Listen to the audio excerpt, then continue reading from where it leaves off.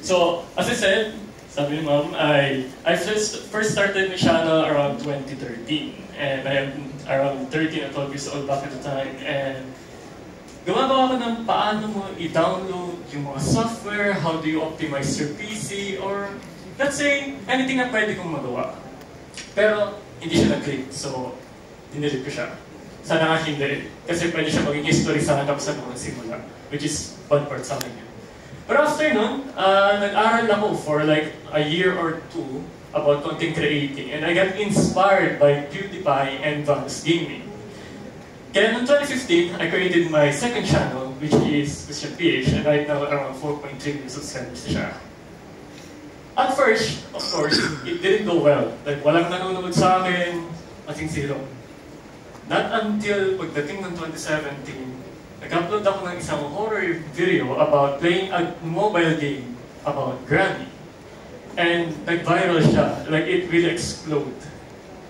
And masabi ko na they did enjoy it because talagang ang laki ng kanyang ginroot niya. Kaya masabi ko na it's about trusting your work, not because you want to become popular or to earn. Kasi that's a plus. Plus na yun. Kasi we need to build our community, our audience. I turned my hobbies into community. Ano ibig sabihin niyan?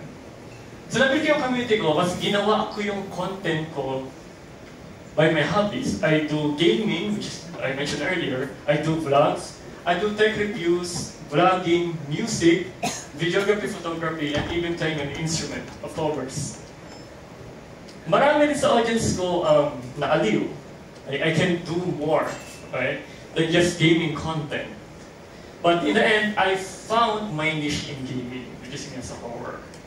But of course, around 2018 and 2020, nagkaroon din ako ng controversy. I did a lot of bad things na kulang, or let's say, lack of knowledge when it comes to ganung bagay. But it made me wiser, and I decided to pursue it pa rin kahit na nag-downfall ako during that time. Because I still have my vision about being a content creator because I got inspired. Until I built my community, unting-unti siyang na-build. At para akong naging kuya or like a big brother for them online, like on the other side of the screen.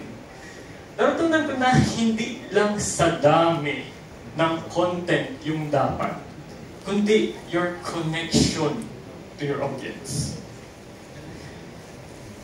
Thus, they are someone, kasi tinitingalakan nila eh. Of course, they're watching you eh. Dahil sa connection na yun, naging consistent yung viewers ko. Nakabawi ako habang nabubuo yung tiwala nila sa akin. Nahihina ako. And para magawa ko yun, dapat alam mo yung niche mo.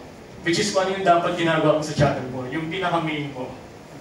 May upload schedule ka rin dapat. For the past 7 years ng starting ng channel ko, I upload every single day.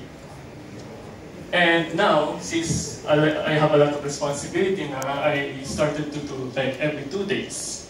Sometimes nga wala pa. So in short, wag lang or don't just upload. Make sure na you have the balance to do so, okay? And don't worry, burnout is normal, okay?